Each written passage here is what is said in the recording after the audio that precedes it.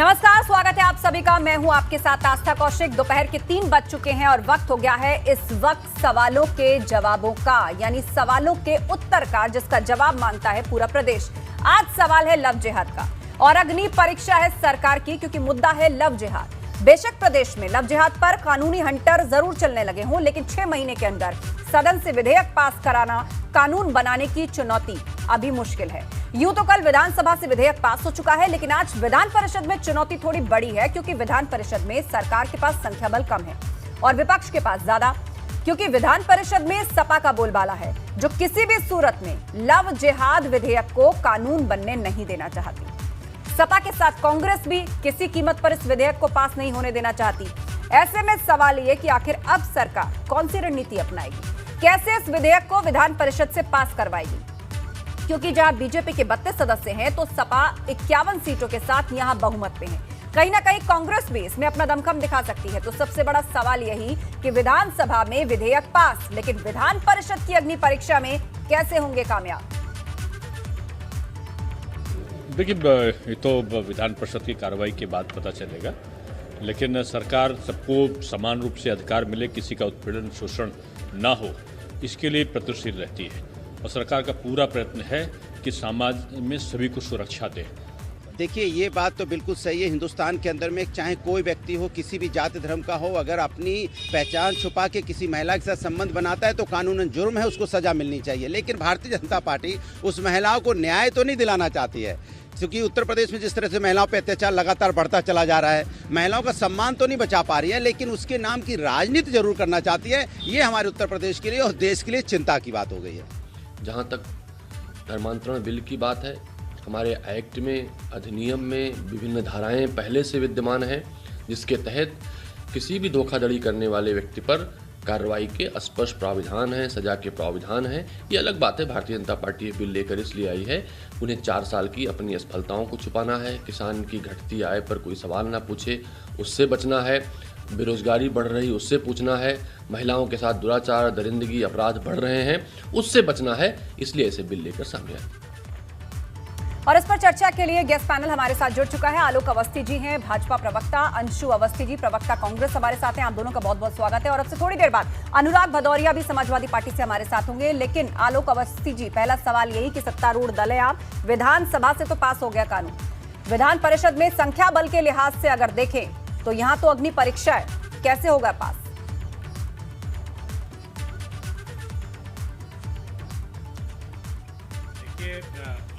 आस्था जी, विषय ये बहुत महत्वपूर्ण और गंभीर है, क्योंकि ये विषय हमारे घरों की बेटियों से संबंधित है, जो नवयुवक का अपनी पहचान छुपा करके, अपना धर्म छुपा करके, और एक रहमान जो है राजेश बन करके आता है और उसको बहला फुसला करके उससे विवाह कर लेता है और उसके बाद उसको जबरन धर्म परिवर्तन करने के लिए बाध्य करता है।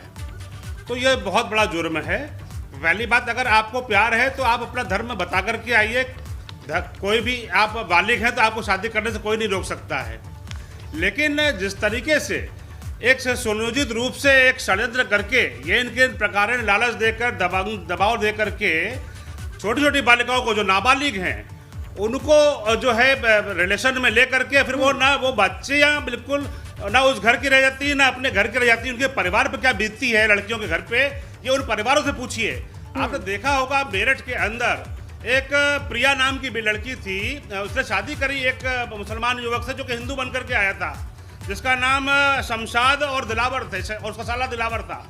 जब उन्होंने अब धर्म परिवर्तन नहीं किया तो अपने ही बेडरूम के अंदर उस प्रिया को और उसकी बेटी को मार करके दफन कर दिया। जब शिकायतें हुई तो बरामद लाश की, बेटी की और माँ की उसी घर से हुई कि किस तरीके से उसको बहला फुसला करके शादी करी, और जब आलोक जी, जिस केस का आप जिक्र कर रहे हैं वो अपने आप में इकलौता नहीं है, वो अपने आप में इकलौता नहीं है। ऐसे सीरीज ऑफ केस जो है वो उत्तर प्रदेश से सामने आए हैं। अनुराग भदौरिया जी भी हमारे साथ जुड़ गए, बहुत स्वागत है अनुराग जी आपका। आप सुन रहे थे आलोक जी को, वो जिक्र कर रहे थे केस का, लेकिन ये बात आप भी मानेंगे, ये तो डेटा भी कह रहा है कि इस तरह के एक नहीं, फ्रॉड बहुत केसेस सामने आए और इसीलिए एक कानून की जरूरत महसूस की गई। तो एतराज किस बात पर? देखिए, मैंने पहले भी बोला था, हमारे देश के अंदर में कोई व्यक्ति किसी भी जाति धर्म का होगा, अगर अपनी पहचान छुपा के किसी भी महिला को धोखा देता है तो कानूनन जुर्म है, उसको सजा मिलनी चाहिए। लेकिन भारतीय जनता पार्टी कहां सजा दे पा रही है? हाथरस की घटना में क्या सजा दे रहे थे, ये बदायूं की घटना में क्या सजा दे रहे थे, ये क्या सजा दे रहे थे, यहाँ उन्नाव की घटना में फिर उन्नाव की घटना हुई लगातार। धर्मांतरण की बात हो रही है फिलहाल, जिसको लव जिहाद भी कहा जा रहा है। लव जिहाद कानून, धर्मांतरण कानून की फिलहाल अनुराग भदौरिया जी यहाँ पर बात हो रही है। क्यों नहीं महिला का सम्मान बचा पा रहे, क्यों महिलाओं पर अत्याचार उत्तर प्रदेश में लगातार बढ़ता। ठीक है, फिलहाल हम धर्मांतरण कानून की बात कर रहे हैं। मैं अंशु अवस्थी जी को जोड़ना चाहूंगी। अंशु अवस्थी जी बताइए, यहाँ पर सरकार का तर्क है कि बदनीयती के साथ जो धर्मांतरण करवा रहा है, आइडेंटिटी चेंज करके जो धर्मांतरण करा रहा है, लड़कियों को लालच देकर पूरी संस्थाएं यदि इसमें इन्वॉल्व हैं, तो उनके खिलाफ अगर कानून लाती है सरकार, तो इसमें क्या ऐसे पॉइंट्स हैं जो आपको गलत नजर आ रहे हैं? अब मैं बोल रहा हूँ, आप बीच में आप सर, आप धर्मांतरण की बात ही नहीं कर रहे थे। अनुराग जी, आप धर्मांतरण की बात ही नहीं कर रहे थे। अरे क्यों नहीं धर्मांतरण की बात हो रही? मैंने बोला कोई व्यक्ति किसी भी जाति धर्म का होगा, चले गए। भारतीय जनता पार्टी सरकार के जो वरिष्ठ मंत्री हैं, गृह राज्य मंत्री हैं, उन्होंने इस बात को कहा है कि धर्मांतरण को लेकर कोई भी कानून बनाने की, लेकिन भारतीय जनता पार्टी की सरकार में महिलाओं पे अत्याचार बढ़ता चला जा रहा है। लगातार महिलाओं पे अत्याचार हुआ है, चाहे लखीमपुर की घटना हो, चाहे लखनऊ की हो, चाहे उन्नाव की हो, चाहे हाथरस की हो, चाहे बदायूं की हो। कहाँ की बात करें? पूरे उत्तर प्रदेश के अंदर में कोई बच्ची की बात कर लीजिए। ताजापुर में भी नाबालिग बच्ची के साथ अन्याय हुआ, हापुड़ में नाबालिग बच्ची के साथ अन्याय हुआ। सरकार में मंत्री थे, अखिलेश यादव बगल में घूमते थे, उनको कहाँ इनका मंत्री बना के रखा हुआ था, बर्खास्त भी नहीं किया। योगी सरकार आए तो गिरफ्तार किया, आज भी जेल में है 4 साल से। 4 साल से आज भी गायत्री प्रजापति जेल में है। बच्ची के साथ उन्होंने बलात्कार किया था, उसकी मां के साथ उन्होंने बलात्कार किया था। इसलिए शर्म आनी चाहिए आपको। अपने पार्टी का चरित्र देख लीजिए पहले। राजनीतिक दुरुपयोग करना चाहते हो, लड़कों से गलतियां हो जाती हैं। किसका बयान था? आपके संरक्षक, आपके नेता मनान सिंह का बयान था उन्नाव की घटना कि बच्चों से गलतियां हो जाती हैं और ये कानून हम रद्द करेंगे। आपने ये भी कहा था कि बलात्कार का कानून हम रद्द करेंगे, जबकि सरकार ने आपको जनता ने स्वीकार नहीं किया, उखाड़ के फेंक दिया। इसलिए आप ये बात, चलिए ठीक है, आप दोनों अपनी बातें कह रहे हैं, एक दूसरे को काउंटर कर रहे हैं, लेकिन बुनियादी सवाल वही है। आलोक अवस्थी जी, अनुराग भदौरिया जी, आप दोनों को फिलहाल रोकना चाहूंगी। अंशु अवस्थी जी को मैं लाना चाहूंगी। अंशु अवस्थी जी बताइए, हम यहाँ पर जो मेरा सवाल था वो ये था कि विधान परिषद के अंदर अब जो है वो सरकार की चुनौती बड़ी है, क्योंकि संख्या बलिया विपक्ष के पास ज्यादा है। तो आखिर कौन सी ऐसी बातें हैं जिस पर आपको ऐतराज है? क्योंकि सरकार कह रही है जिसकी नीयत में खोट है, जो बदनीयती के साथ ये सब कर रहा है, धर्म परिवर्तन और पूरी प्लानिंग के साथ, ये कानून तो उनके लिए है, तो बाकी लोगों को क्या ऐतराज है? आस्था देखिए, बड़ा महत्वपूर्ण है और इसको लेकर अगर आप नियत की बात करेंगे तो अभी आपको दिखेगा ही। केंद्र में बीजेपी की सरकार है, बीजेपी के नेता की बात कहते हैं, मंत्री ने सदन में कहा कि धर्मांतरण कानून की आवश्यकता नहीं है, अभी तक कोई भी ऐसा मामला नहीं देखा गया, सबसे पहली बात।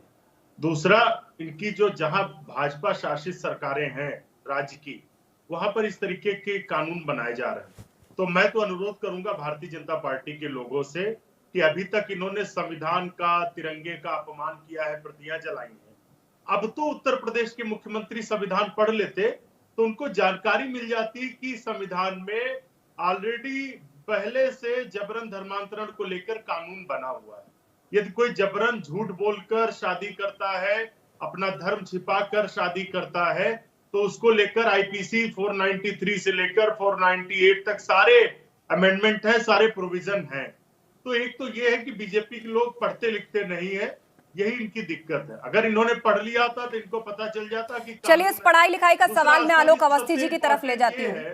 अंशु जी, ये पढ़ाई लिखाई वाली जो बात आप कह रहे हैं ना, इनको आलोक अवस्थी जी के पास ले जाती हूँ। आलोक जी बताइए, अलग से कानून की जरूरत क्यों पड़ी? इन्होंने तो गिनवा दिए कि कौन कौन से अमेंडमेंट हुए हैं कॉन्स्टिट्यूशन के अंदर, किस किस के तहत पहले से प्रावधान है, कितना बड़ा है बताइए। इनसे पूछिए महिलाओं पे अत्याचार उत्तर प्रदेश में कितना बड़ा है, जब से कांग्रेस के नेता कितने पढ़े लिखे। अनुराग भदौरिया जी, आपके पास मैं लौटूंगी, लेकिन बाकी लोगों को भी कुछ कमेंट्स कर लेने दीजिए। सर, बाकी लोगों को कुछ कमेंट्स कर लेने दीजिए, आपके पास लौटूंगी। आलोक अवस्थी जी, तो मैं तो कहूंगा कि श्रीमान राहुल गांधी जी कितने पढ़े लिखे हैं कि केंद्र में मत्स्य मंत्रालय है, फिशरीज डिपार्टमेंट है, और उनके अध्यक्ष जो पूर्व रह चुके हैं कहते हैं कि हम मत्स्य मंत्रालय बनाएंगे, तो झूठ बोलने पे वो माहिर चले जाते हैं। दूसरी बात, ये धर्म परिवर्तन में एक धर्म के प्रति ये राजनीति करते हैं। इनसे पूछिए कि बेंगलोर के अंदर एक दलित विधायक कांग्रेस का मारा गया था, घर में आग लगा दी गई थी, ये अपने दल के विधायक के साथ नहीं खड़े हुए, क्योंकि एक धर्म विशेष के लोग नाराज ना हो जाएं कहीं पे। तो ये इस तरह की पार्टी है जहाँ पे किस तरह की राजस्थान के अंदर पार्टी दलित बालिकाओं के साथ जो है बलात्कार की घटनाएं हुई और उसमें एक दूसरे धर्म के लोग शामिल थे, इन्होंने गिरफ्तारी नहीं की, वो लड़कियां मीडिया के सामने आई, मीडिया ने उनकी आवाज उठाई है। तो ये खाली एक सर, इस तरह शोर मचाने से क्या होगा? पूरी डिबेट खराब कर रहे हैं आप। सबको बराबर वक्त दिया जा रहा है, आप फिर भी डिबेट खराब कर रहे हैं। सब लोग एक साथ बोल रहे हैं। उनके साथ न्याय ना मिलने पाए ये पूरा प्रयास करते हैं। बलात्कारियों को बीजेपी क्यों बचाती है? कोई लाल पहन के आता है, शर्मा आप रंगों में बांट दोगे समाज को क्या? रंगों में बांट दोगे? ये संविधान है कि नहीं? तो संविधान पढ़ा है कि नहीं? क्यों नहीं प्रियंका वाड्रा वहां पे गई? प्रियंका वाड्रा यूपी में तो हर जगह जाती है, हाथरस में तो षड्यंत्र करवाया उन्होंने। देखिए, फिलहाल ये जो डिबेट है वो धर्मांतरण कानून पर हो रही है। किसके किस नेता ने क्या किया है क्या नहीं किया है वो एक अलग डिबेट का विषय है, वो विषय बिल्कुल अलग है। या धर्मांतरण कानून पर बात हो रही है और मेरी यही दरख्वास्त है कि आप लोग उसी पर फोकस रहें, क्योंकि लाखों जनता आपको सुन रही है, लाखों जनता आपको सुन रही है। अनुराग भदौरिया जी, ये महिलाओं पे बचा ही नहीं पा रहे समाज। अनुराग भदौरिया जी, अनुराग भदौरिया जी, मेरा सवाल आपसे ये एक मिनट आलोगा बच्ची जी, एक मिनट मेरा सवाल अनुराग भदौरिया से है, क्योंकि सबसे ज्यादा सबके बीच में कमेंट वही कर रहे हैं। एक मिनट सर प्लीज, अनुराग भदौरिया जी, मेरा सवाल आपसे ये है कि आप जी, आप पहले भी ये कहते रहे हैं कि कानून पहले से बना हुआ है, एग्जिस्ट करता है, कई अमेंडमेंट पहले हुए हैं, उनके तहत प्रोविजंस हैं, तो सरकारें तो कई आई गई, क्यों नहीं रुके इस तरीके के मामले? तो अब मैं वही तो भारतीय जनता पार्टी पूछना चाहता हूँ, किसकी सरकार है 4.5 साल से और किस तरह के महिलाओं पर अत्याचार हो रहा है? पालन कराने से अपराध अत्याचार यहाँ बढ़ता चला जा रहा है। एक के बाद एक घटना पालन नहीं कराएंगे तो अपराध नहीं रुकेंगे। पूजा करते समय महिला जा रही है बदायूं में, तभी वो सेफ नहीं है। सोचो, पुजार मंदिर में जाते हो महिला सेफ नहीं होगी तो महिला कहाँ सेफ होगी? जरा बता दीजिए मुझे। महिला कहाँ, इनका शक्ति मिशन कहाँ चला गया? शक्ति मिशन जो चला रहे थे, कहाँ इनका रोमियो स्कर्ट? ये खाली जुमलेबाजी करेंगे, मार्केटिंग करेंगे, महिलाओं के नाम पे राजनीति करेंगे, महिलाओं का सम्मान नहीं बचा पाएंगे। कि उत्तर प्रदेश के लिए, देश के लिए शर्म की बात होती है कि भारतीय जनता पार्टी महिलाओं के नाम पे राजनीति करती है। लेकिन हाथरस में क्या कह रहे थे कि बच्ची के साथ अन्याय नहीं हुआ? क्या बोल रहे थे लोग? बच्ची के साथ अन्याय नहीं हुआ तो तो विधान परिषद के भीतर आप विरोध करेंगे इसका, समाजवादी पार्टी विरोध करेगी इसका। अनुराग भदौरिया, विधान परिषद के अंदर समाजवादी पार्टी विरोध करेगी धर्मांतरण कानून का, हाँ या ना? यही कहना चाहते हैं आप? अनुराग भदौरिया जी, विधान परिषद के अंदर समाजवादी पार्टी धर्मांतरण कानून का विरोध करेगी, ये कहना चाहते हैं आप? सोचिए, ऐसी सरकार पे कैसे यकीन कर लेंगे आप? महिलाओं का सम्मान कर पाएगी ये सरकार? तो मतलब आप विरोध करेंगे ना विधान परिषद के भीतर? नहीं, उन्नाव तो महिलाओं के अत्याचार में विरोध करेंगे ना, विरोध करेंगे ना विधान परिषद के भीतर? उन्नाव में महिलाओं पे अत्याचार होता ही चला जा रहा है। उन्नाव कहीं पाकिस्तान में नहीं है, उन्नाव उत्तर प्रदेश के अंदर में है। और लखनऊ से लगातार महिलाओं पे अत्याचार हो रहा है। आप धर्मांतरण कानून को लागू करो में सहयोग करेंगे या विरोध करेंगे? अरे मैं जो पार्टी प्रवक्ता से मेरा आप महिला का सम्मान तो बचा लो प्रभु, आपके बस की नहीं है, अच्छी बात नहीं होती है। चलिए, मेरे सवाल का स्पष्ट जवाब अब भी अनुराग भदौरिया आपने नहीं दिया कि विधान परिषद के भीतर समाजवादी पार्टी का स्टैंड क्या होगा धर्मांतरण कानून को लेकर। आप सभी प्रवक्ता अपनी अपनी पार्टियों की तरफ से बैठे हैं और जिस तरह एक दूसरे के बीच में डिस्टर्ब करके किसी की भी बात आप सामने नहीं आने दे रहे, पूरी जनता आपको देखे। अनुराग जी, मैं पहले बता देती हूँ क्योंकि समय की अब कमी है, क्योंकि हम बिल्कुल आखिरी सेगमेंट में हैं और आपसे सवाल मैं पूछूं उससे पहले मैं एक डिक्लेरेशन दे देती हूँ। पूरे उत्तर प्रदेश ही नहीं, पूरे भारत में किसी भी महिला के प्रति जहां भी क्राइम होगा उसको इंसाफ दिलाना, न्याय दिलाना सरकार का दायित्व है। अब आप मुझे बता दीजिए कि विधान परिषद के अंदर धर्मांतरण कानून का विरोध करेगी क्या समाजवादी पार्टी? मैं आपसे पूछ रहा हूँ। नहीं, आप जब मैं बोलता हूँ आप रानी का मैट्रिक करने लगती, मैं लगातार नहीं, दिक्कत ये अनुराग जी, आप अपनी बारे में भी बोलना चाहते हैं और बाकी लोगों के बारे में भी बोलते रहना चाहते हैं और धर्मांतरण की बात पर एक सवाल का जवाब आपने नहीं दिया अभी तक। समझ में आता है नहीं, मैं सर परेशान नहीं हो रही हूँ, आप जो भी कह रहे हैं वो जनता देख रही है।